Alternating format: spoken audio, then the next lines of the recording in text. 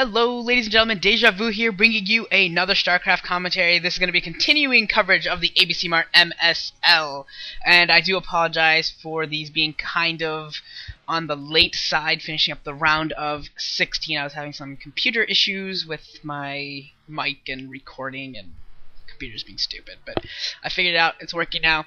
So we're going to finish up the round of 16. We're going to start. I'm not too worried about the dates that they were played, since the entire round of 16 is done. So what I'm going to do is I'm going to start here with Hydra and Stork. That's going to be the first series that I finish up, and then we'll go through the rest in some order. I haven't decided yet, but whatever I feel like it, basically, since it doesn't really matter.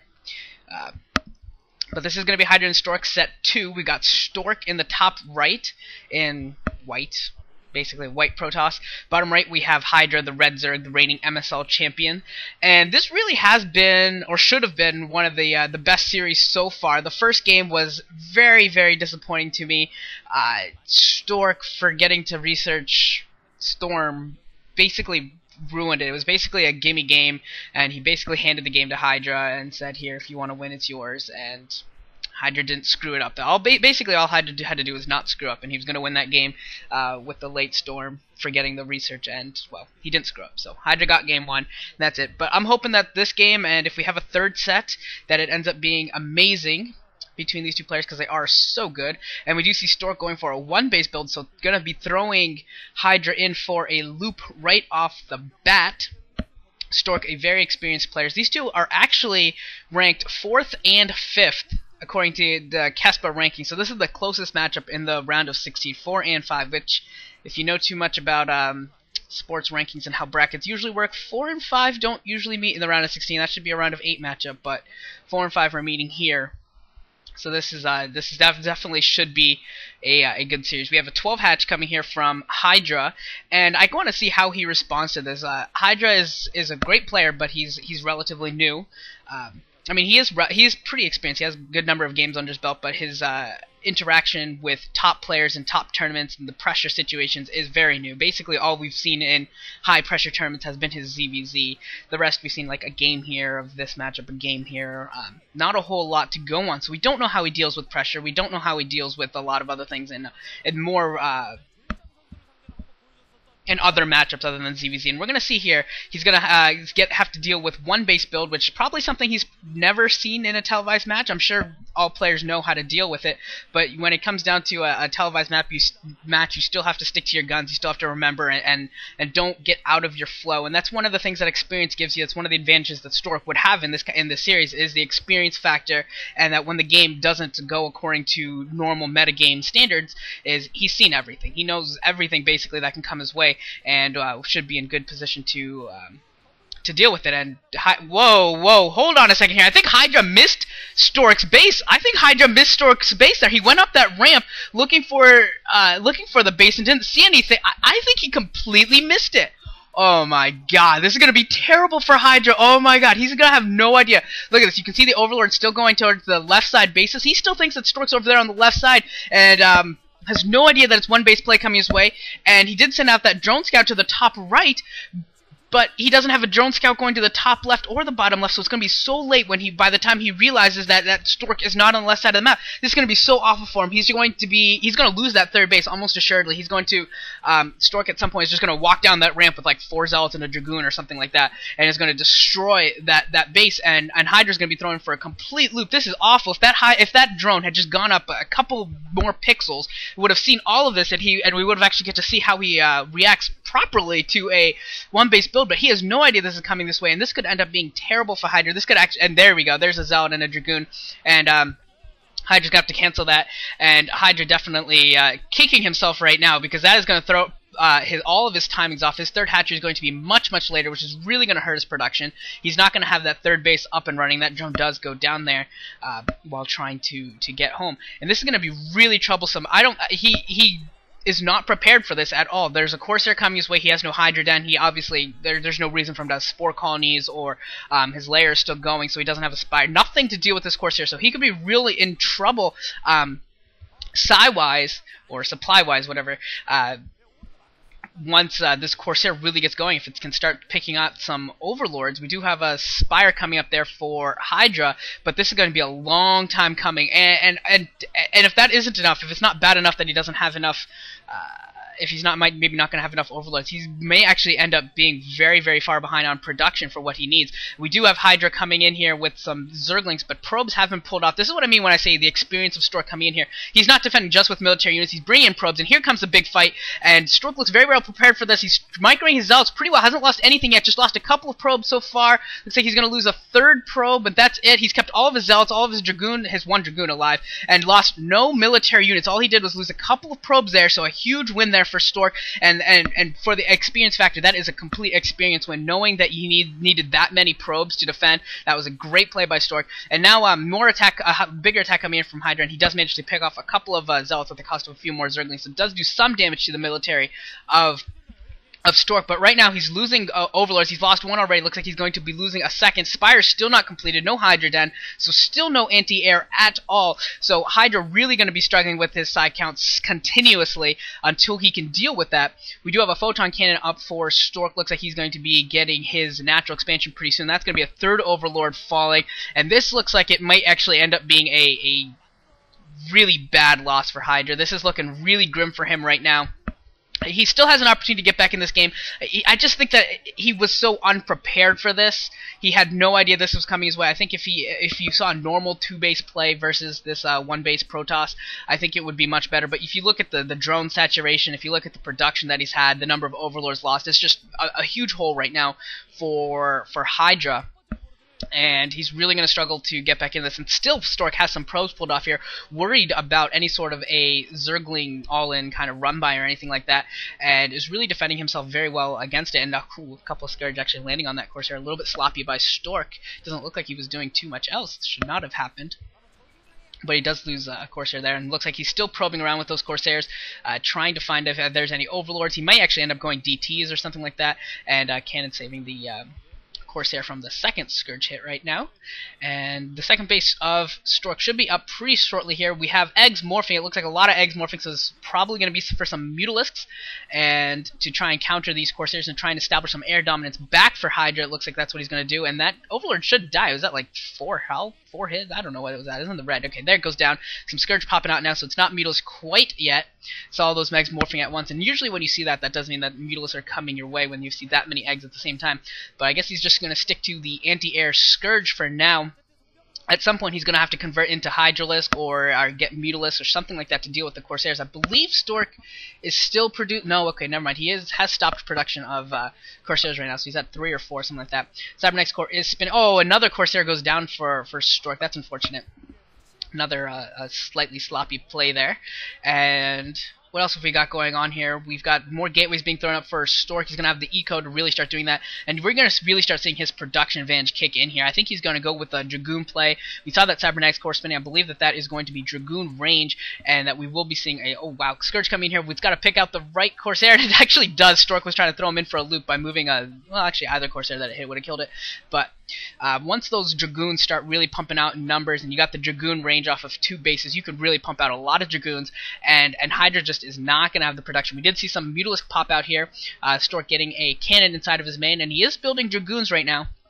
Not a lot of Mutalisk. If that was like a normal batch of like 7 or 8 Mutalisk, you could see that he could do a lot of damage here, but it just doesn't look like there's enough Mutalisk there to do anything. There aren't a lot of Dragoons, only a couple Corsairs, 1 cannon at each mineral line, but still I think it'll be enough. Mutalisk coming in here and picking off some probes, doing a little bit of damage, a little bit of harassment here. Scourge picking off one of the Corsairs and trying to push him away, but Dragoons have come into the battle, and they are going to be more than enough to deal with these Mutalisk numbers that are so low, so low.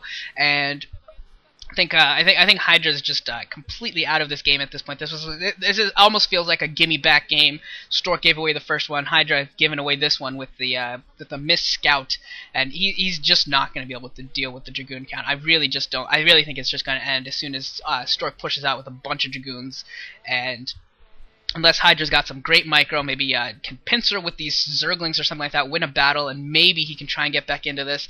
But he is very, very far behind right now. Needs some excellent, excellent micro and some great play here to stay in this. And here comes Stork pushing out a little bit. Looks like he's about half a dozen Dragoons, 7 it looks like, and 4 Zealots, and some Corsairs as well in support to deal with the Milos. We do see the Zerglings for Hydra moving across on the big ridge above his mineral only, above Stork's mineral only. And now they're going to come back down. He's going to look for a pincer here. He's probably building a bunch of Zerglings right now. He's going to bring in Zerglings from both sides, bring in the Mutalisk on top of it, and try and get a big pincer attack here. If he can get it while Stork actually engages those sunken colonies as well, that could go really, really well, but Stork not engaging here, and actually microing his Dragoons around right now and picking off a bunch of Zerglings, not losing any units yet. Probably lost a lot of shields. Looks like he actually lost 1 Dragoon to Mutalisk fire, but that's it right now, and has done a really good job once again, Stork here. I'm putting on the contain right now. The Dragoon count is increasing here, or I'm sorry, the Mutalisk count is increasing here, so Stork needs to be a little bit aware here, needs to keep his Dragoons together, and here come the Mutalisk looking to pick off the Dragoons. They do manage to pick off a couple. Looks like these Dragoons are not going to be enough, not quite enough Dragoons to end this game here,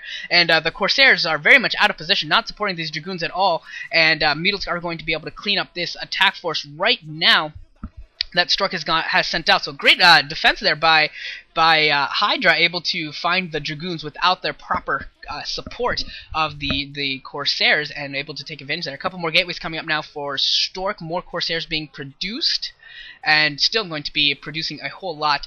And Hydra trying to work his way back into this. If he can take care of that Corsair force and maybe get some more economic harassment done, maybe make sure that the tech for Stork doesn't kick in, that could be really good here. And a ton of Mutalisk actually going into the main. Going to pick off both the cannons, going to start picking at the eco right now, and Stork is going to pull those probes, but there are a lot of Dragoons. Well, maybe not that many actually. It looks like there's about 4 or 5 Dragoons. Corsairs should be coming in support. There's the Corsairs. These are a lot of highly damaged Mutalisk right now, and cannons protecting the Scourge, or protecting the Corsairs from Scourge right now, and that is a lot of damaged Mutalisk. They have been taking a whole lot of fire. You can see about all of them are about half health right now, and trying to split them up is Hydra, but actually re-clump them up, and now Mutalisk going down one after another. Hold the Mutalisk go down. Only 2 left, 1 left, 0 left. All of the Mutalisk go down. So it started out as a very good engagement for Hydra, turns around into an awful one as his Mutalisk reclumped there, and the Corsairs just did so much stack damage, and he loses all of those Mutalisk. We did see a 7-kill Corsair. That is a huge number of kills for a Corsair,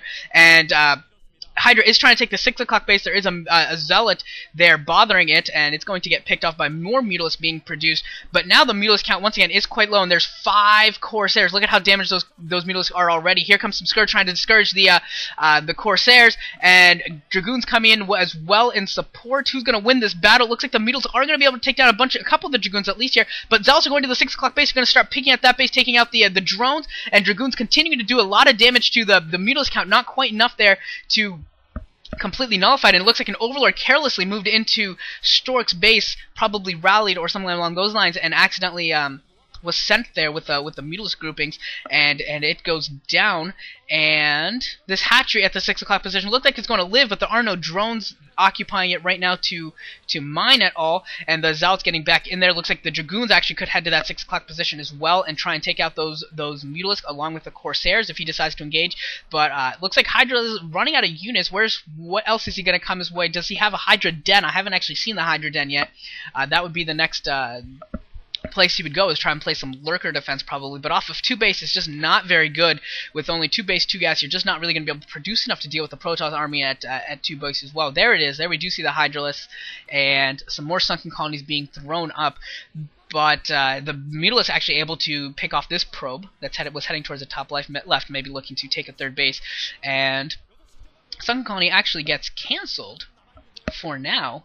And here come the Dragoons. So here comes Stork looking to put on an attack now. It looks like, yes, he is. He's got the range upgrade, so he can actually outrange and do a lot of damage here. And actually, he's going to pull back, afraid, I think, a little bit of a pincer attack or something along those lines. Not entirely sure exactly what was in there inside the natural expansion. Didn't want to overcommit himself as he did in his first push out that allowed this game to go on a few more minutes than it probably should have if Stork was really on his game and had timed out his push, I think, a little bit more appropriately. With more Dragoons, I think he would have been able to end this already, but he's allowed Hydra to macro up a little bit of a force here and get those Mutalisk doing some damage, and now he's building up some Hydras. If we can get some lurkers going, and I don't believe Stork has incorporated observers overlords into his army quite yet. We could see him hold out a little bit longer, maybe try and get this into a later game. Mutos getting picked up by the Scourge. They're running right into Dragoons, so the Mutos once again are being nullified completely, and that is not enough Hydras. I'm sorry, there's about as many Dragoons as there are Hydras. That is not enough to deal with this army for Stork. And it looks like at this point Stork is not engaging. Realizing, I think he knows he's sent out a lot of scouts. I think he knows that it's 2 base on 2 base, and at that point he's just in such a huge macro advantage. Some Hydras picking off a couple of Dragoons here looking to engage, and Corsair's actually stopping the reinforcements by picking out Overlords and keeping all of the Hydra's reinforcements at home. So that's going to delay the reinforcements. I don't think that was an intended side effect, but that is going to be a side effect of those Corsairs picking out a couple of Overlords. But I think Stork is just happy to sit here in macro because he has such a huge macro advantage and an economic advantage right now. And the onus is really on Hydra to try and get something done and try and change the flow of this game right now. And here come the Hydras coming in from the top as well as trying to cross those bridges. The bridge is not a good engagement point. Looks like the Zealots are almost gone down, but they're doing a great job of soaking up damage. More Zealots coming in here in the south to try and defend for those Dragoons and be a meat shield and doing a great job of it. Looks like most of the Hydras have gone down. And once again, the Corsairs picking out Overlords and keeping those reinforcing Hydras back. So again, good work being done by those Corsairs. I want to see if one of those Corsairs has that 7-kill Corsair is still around. If it's got more than 7 kills, that'd be kind of cool. If it's like an 11-kill Corsair. I don't know if I've ever seen an 11-kill Corsair. Usually they get bunched up and the kills just get distributed, but not this time. At least not as much as usual. And the Corsair's still going around picking at units left and right, getting down these Overlords, and Hydra's just gonna have to, I mean, Hydra just can't produce anything. He's got to be side capped again right now. Templar Archives has committed, and there's GG. Yeah, there's just nothing left. Hydra had nothing left to go. So we got 2 gimme games from this series so far, 1 for each player. So we're going to head on to set 3, and here's hoping that we don't have any big mistakes in the early game, no forgetting researches, and that we get a high-quality set 3, because these 2 are fantastic players, and I think that they have it in them to give us a very epic ZVP, and that's what I'm hoping for. We're going to go on to set 3. I will see you guys all there. It's going to be on La Mancha.